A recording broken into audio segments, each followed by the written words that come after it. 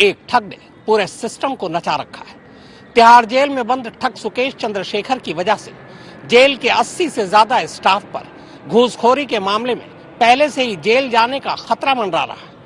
अब उसी सुकेश ने तिहाड़ के अंदर से एक और लेटर बम फोड़कर दिल्ली के जेल मंत्री और तिहाड़ के सबसे बड़े जेलर पर उंगली उठाई है। सुकेश ने दावा किया है कि उसने जेल मंत्री को रिश्वत दी है। अब ये ठग का कोई नया पैंतरा है या वाकई इल्जाम में दम है, ये तो जांच के बाद ही सामने आएगा।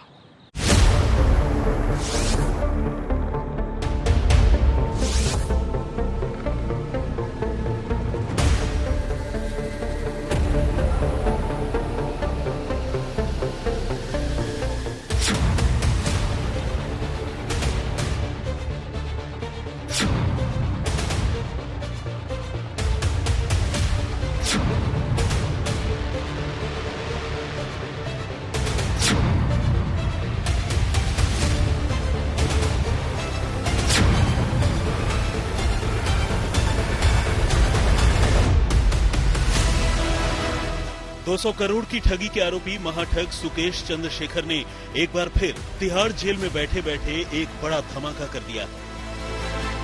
सुकेश ने जेल से ही दिल्ली के एलजी यानी उपराज्यपाल को एक खत लिखकर जेल प्रशासन, दिल्ली के जेल मंत्री सत्येंद्र जैन और दिल्ली की सत्ताधारी आम आदमी पार्टी पर बेहद संगीन और सनसनीखेज इल्जाम लगाए हैं।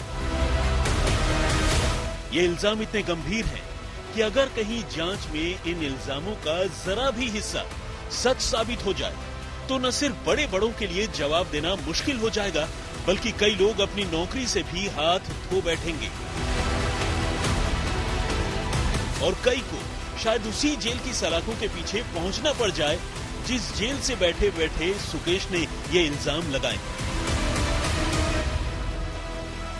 अब चूंकि ये इल्जाम सीधे सीधे आम आदमी पार्टी और उसके आला नेताओं पर हैं, तो इन इल्जामों को लेकर सियासत की भी शुरुआत हो गई है। दिल्ली के मुख्यमंत्री अरविंद केजरीवाल ने इसे मोरबी हादसे से लोगों का ध्यान भटकाने के लिए बीजेपी का दांव करार दिया।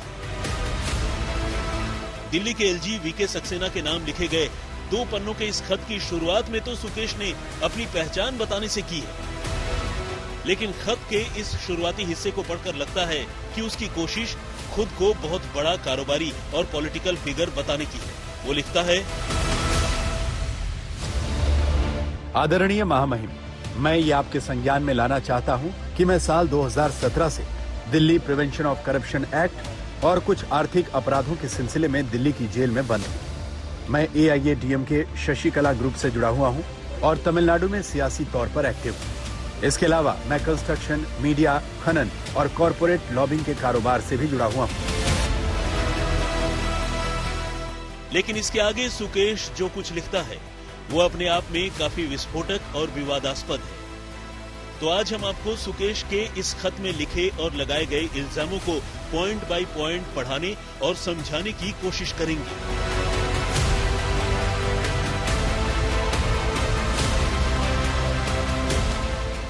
खत का पॉइंट नंबर 1। मैं आम आदमी पार्टी के सत्येंद्र जैन को 2015 से जानता हूं और मैंने आम आदमी पार्टी को 50 करोड़ रुपए का चंदा भी दिया है। इसके बदले में मुझे आम आदमी पार्टी की ओर से पार्टी के साउथ जोन में अहम पद और राज्यसभा के लिए मनोनीत करने का भरोसा दिया गया था। 2017 में जब 2 पत्तों वाले चुनाव चिन्ह के भ्रष्टाचार के मामले में तिहाड़ जेल में बंद किया गया तो दिल्ली के जेल मंत्री सत्येंद्र जैन ने मुझसे जेल में ही कई बार मुलाकात की और पूछा कि कहीं मैंने पार्टी को दिए गए चंदे के बारे में इस मामले में जांच कर रही एजेंसी के सामने मुंह तो नहीं खोल दिया है।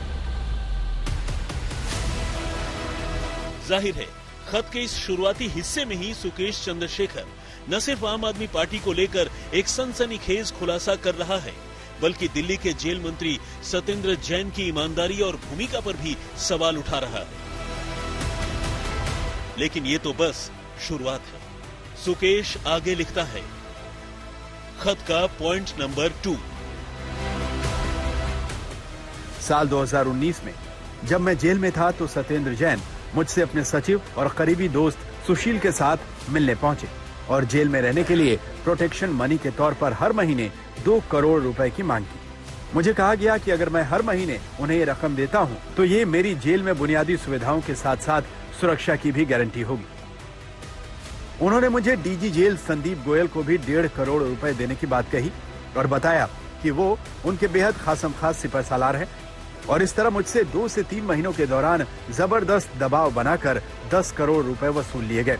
ये सारी रकम उनके एक साथी चतुर्वेदी के जरिए कोलकाता में इकट्ठा की गई और इस तरह मुझे सत्येंद्र जैन को कुल 10 करोड़ रुपए, जबकि डीजी जेल संदीप गोयल को कुल 12.5 करोड़ रुपए देने पड़े। सुकेश के इल्जाम अपने आप में किसी महा खुलासे से कम नहीं है, क्योंकि इस खत में वो सिर्फ आम आदमी पार्टी, उसके नेता और जेल मंत्री सत्येंद्र जैन पर ही इल्जाम नहीं लगा रहा है, बल्कि डीजी जेल को भी करोड़ों रुपए देने की बात कह रहा है। और तो और सुशील और चतुर्वेदी सरीखे उन बीच की कड़ियों के भी नाम ले रहा है, जिनके जरिए कथित तौर पर इस भारी भरकम रकम की किश्तों में वसूली की गई। सुकेश यहीं पर नहीं रुका, बल्कि उसने खत में आगे बताया है कि किस तरह उसने ईडी यानी प्रवर्तन निदेशालय के सामने भी डीजी जेल संदीप गोयल के बारे में शिकायत करते हुए सीबीआई जांच की मांग की है। खत का पॉइंट नंबर 3,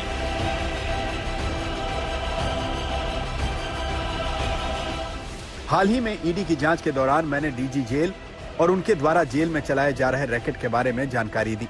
इसके साथ ही मैंने दिल्ली हाई कोर्ट में एक याचिका दाखिल कर इस मामले की जांच सीबीआई से करवाने की मांग की है, जिस पर कोर्ट ने नोटिस जारी कर दिया है और सुनवाई की अगली तारीख तय कर दी गई है। मैंने पिछले महीने CB1 ACB डिवीजन 5 की जांच के दौरान पहले ये सारी जानकारी दे दी है। मैंने सत्येंद्र जैन, आम आदमी पार्टी और डीजी जेल को दी गई रकम का पूरा ब्यौरा भी दिया है, लेकिन अब तक इस दिशा में किसी भी कार्रवाई की शुरुआत नहीं की गई है। एक तरफ तो सुकेश उपराज्यपाल से आम आदमी पार्टी और उसके नेताओं के साथ साथ जेल प्रशासन के खिलाफ भी संगीन शिकायतें कर रहा है। दूसरी तरफ वो ये भी बता रहा है कि वो इस मामले पर पहले ही अदालत का दरवाजा खटखटा चुका है, लेकिन इसके आगे वो जो कुछ कहता है वो और भी चौंकाने वाला है। खत का पॉइंट नंबर 4, चूंकि इन दिनों सत्येंद्र जैन खुद ही जेल नंबर 7 में बंद है, वो डीजी जेल और जेल प्रशासन के जरिए लगातार मुझे धमका रहे हैं। मुझ पर हाईकोर्ट में उनके खिलाफ दाखिल किए गए मामले को वापस लेने के लिए दबाव बनाया जा रहा है। मुझे जेल में सताया और परेशान किया जा रहा है। जाहिर है सुकेश के खत की ये पंक्तियां ताबूत में आखिरी कील की तरह है, जिसमें सुकेश आम आदमी पार्टी, सत्येंद्र जैन और डीजी जेल पर इल्जाम लगाने के साथ साथ खुद की आवाज दबाने का भी इल्जाम लगा रहा है। सुकेश ने आगे कहा है कि अगर उपराज्यपाल इस मामले की सीबीआई जांच के आदेश देते हैं तो वो सत्येंद्र जैन और आम आदमी पार्टी के खिलाफ उसकी ओर से लगाए गए तमाम इल्जामों के हक में सबूत देने को भी तैयार है। यहां तक कि उसने लिखा है कि वो इस मामले में सीआरपीसी की धारा 164 के तहत मजिस्ट्रेट के सामने अपना बयान दर्ज करवाने को भी तैयार है। सुकेश ने कहा है कि अब वो हर हाल में सच्चाई सामने लाना चाहता है, क्योंकि इसे और ज्यादा दिनों तक अपने दिल में दबाए रखना उसके लिए मुमकिन नहीं है।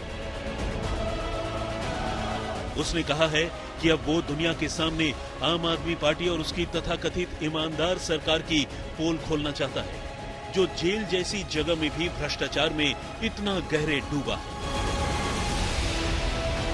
अब सुकेश के इन इल्जामों के बाद बीजेपी प्रवक्ता संबित पात्रा ने इस मामले में आम आदमी पार्टी पर निशाना साधा है। उन्होंने कहा कि ठग के घर में ही ठगी हो गई है। उन्होंने ये भी कहा कि सुकेश चंद्रशेखर ने जेल में रहते हुए ठगी की और जिसने सुकेश को भी ठग लिया वो आम आदमी पार्टी है।